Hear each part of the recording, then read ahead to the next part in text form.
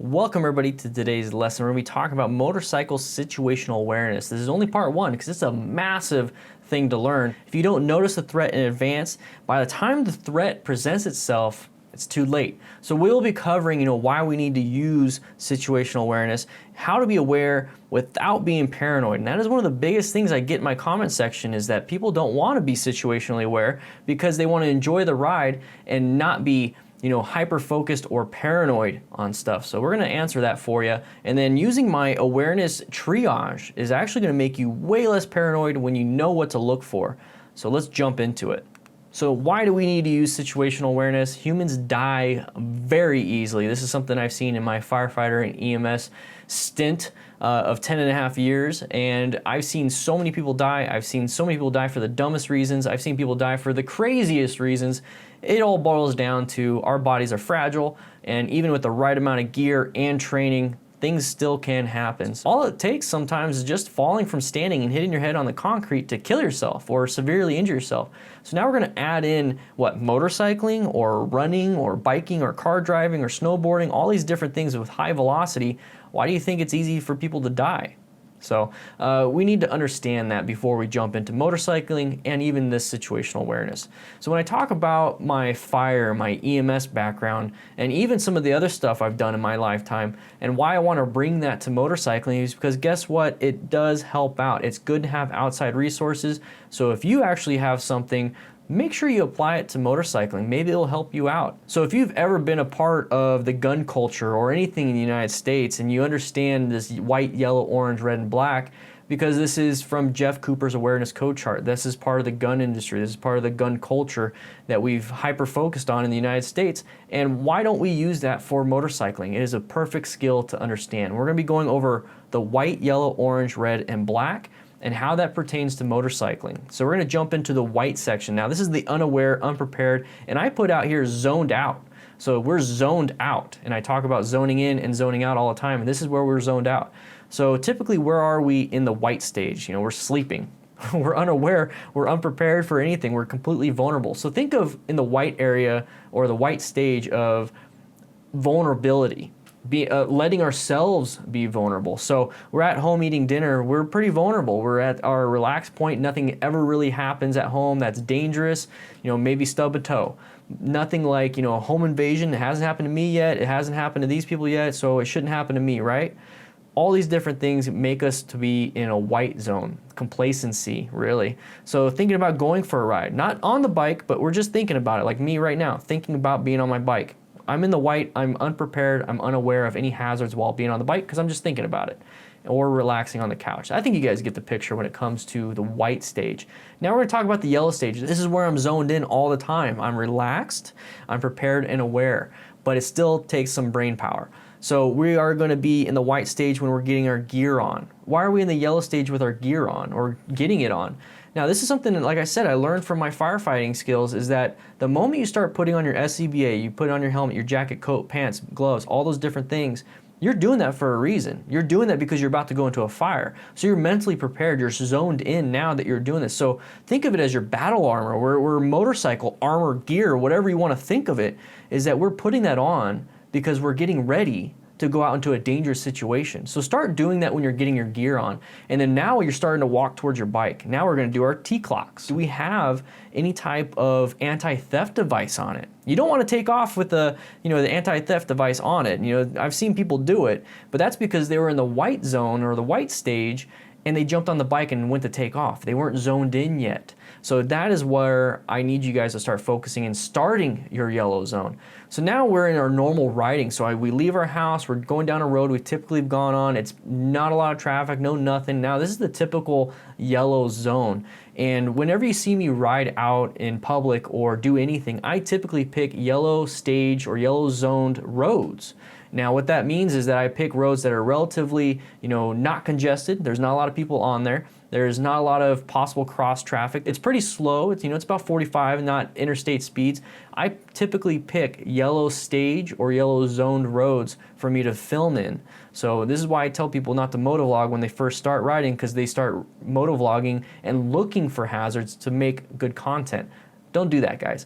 Another thing that you could be using this yellow zone is when you're out in public with friends or strangers. Let's take a restaurant, for example. You sit down in a restaurant, you are kind of looking around. This is a different area. This is not home, and you're, you know, looking around, or at least you should be, and then understand your escape route. So which exit can you escape from if there's a fire or active shooter, those types of things.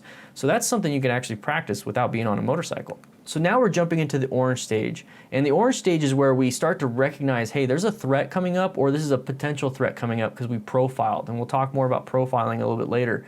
And this is very important. So we're out riding, we're in the yellow stage, and now we see an intersection coming up.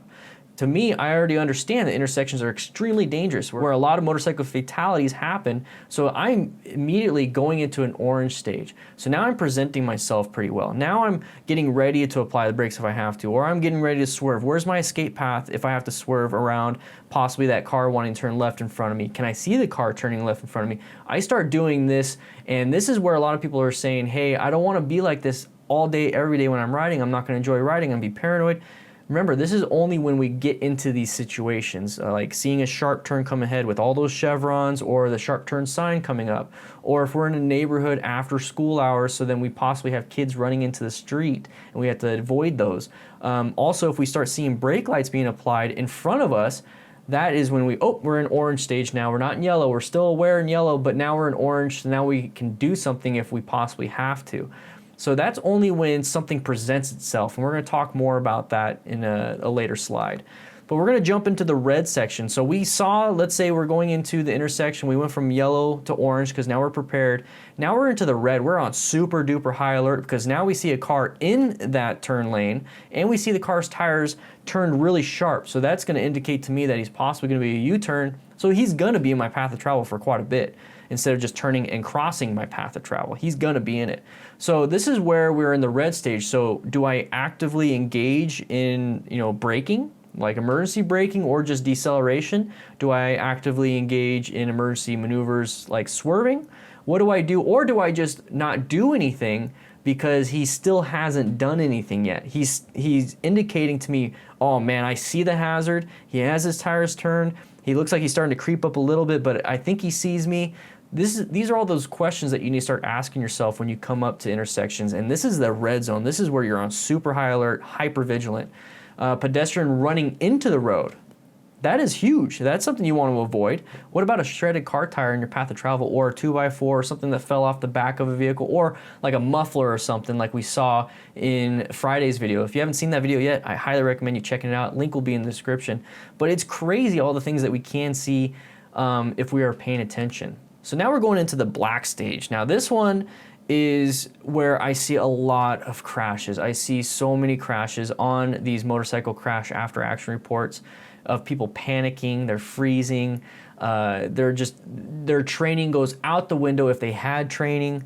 It's bad, okay? So this is when we see the threat way too late because we weren't in the yellow mode, we weren't focused, we weren't paying attention, or we were paying attention to the wrong things, which we'll go over pretty soon.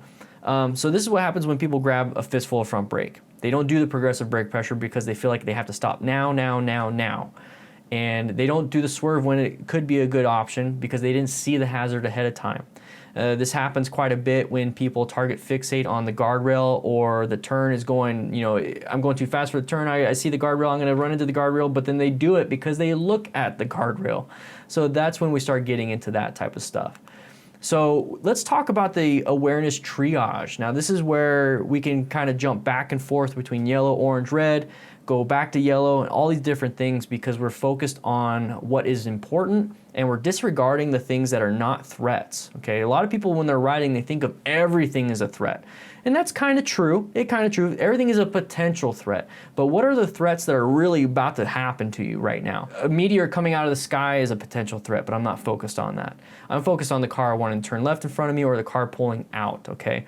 So what we're doing is we're looking for threats that are typical to a motorcycle rider or anybody on the road themselves. And the best way to do that is to learn to pick out uncommon objects. And I put objects in quotes because, you know, a car is an object, a motorcycle is an object, a bicycle is an object, but then there's also people that want to run across the road, and those are people. So uncommon objects, uncommon things that happen on the road.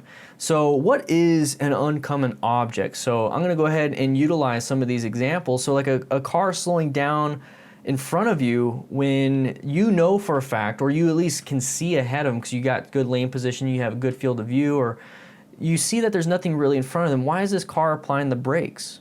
You know, why is this? You start doing this investigation. It's like, that's uncommon, right? There's nothing in front of him. There's no one there. It's just you and him basically, and he's in front of you. You have a good space cushion, but they're applying the brakes, and you're like, what's going on? That is uncommon, and that should indicate, hey, we went from yellow now to orange. We are in orange mode because they could either swerve to the left, swerve to the right, do a U-turn in the middle of the road. They missed their turn, so they're looking at their phone, so they're slowing down so they don't keep going further without missing their turn. It could be a whatever. It doesn't matter. All we know is that they're slowing down, they're applying the brakes, or doing something. Another thing is pedestrian looking like they're about to run across the street. So when I talk about pedestrians, and typically they're just walking along the sidewalk, either looking at their phone, talking, but they're walking pretty much in the same path of travel as you are, just on their lane, which is the sidewalk. What happens if you have somebody looking towards where you're coming from and they're like getting ready to run? That right there is an uncommon, right? So you need to be aware of that. Now you jumped into the orange stage, possibly the red coming up closer and closer and closer, because it's like, you know what, dude, you shouldn't be doing that, but I'm prepared for you because I saw you ahead of time. And if they darted across and you weren't prepared, guess what? You're gonna slam that front brake and dump the bike, and they're just gonna keep running. So that's where we start to go into some of that stuff. So let me know in the comments what uncommon objects you typically see on your route to work, for fun, whatever. So now we're gonna move into a little bit more of how to remove unnecessary details, or what to remove some of the most common unnecessary details. So don't hyper focus on, like, let's say a speed limit sign. So you look at the speed limit sign, you see it's 45 miles an hour. Okay, I got the information from that sign. I don't need to stare at that. So I see it, boom, now I'm back to eyes and focus forward, looking and scanning for other hazards.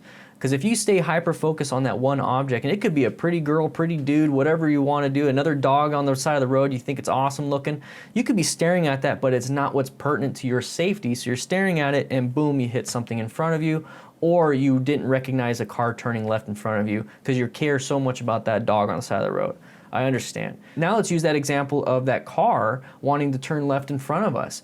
Are we gonna really care about the make, model, you know, what year, what is it, a car, truck, what gender of the driver, is the driver have a seatbelt on, how many stickers or flames on the car? It doesn't matter. At the end of the day, all we need to know is that there's a car there, boom, we went from yellow to orange mode. We're focused on a possible hazard, and then when we're getting closer, it's like, you know what, this guy keeps rotating his wheels towards the intersection or trying to get in my path of travel. Now we're in red.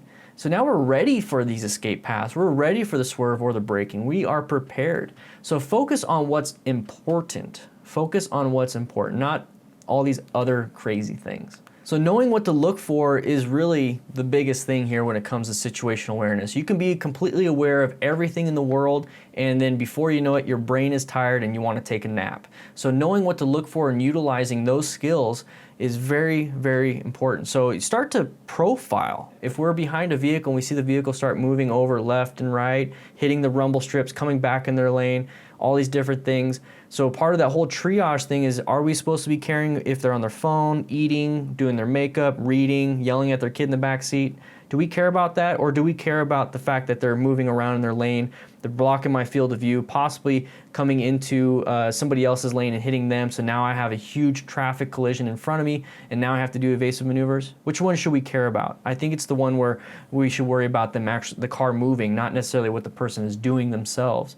So that's when we need to focus on that, and then we can start looking at different escape paths. Because if we focus on, like, well, what are they eating? Well, what are they eating? Are they on their phone? Well, why are they on the phone?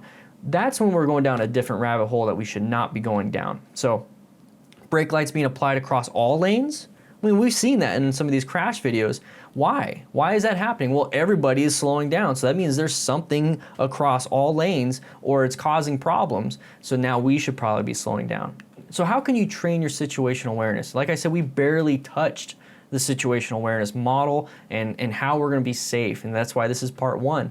So one thing that I typically do is that I walk my dog twice a day. I walk my dog in the morning and I walk my dog in the afternoon, kind of to relax, hopefully get myself into that white mode when I come back home. So when I go out though, I'm in this yellow stage, I'm in this yellow mode.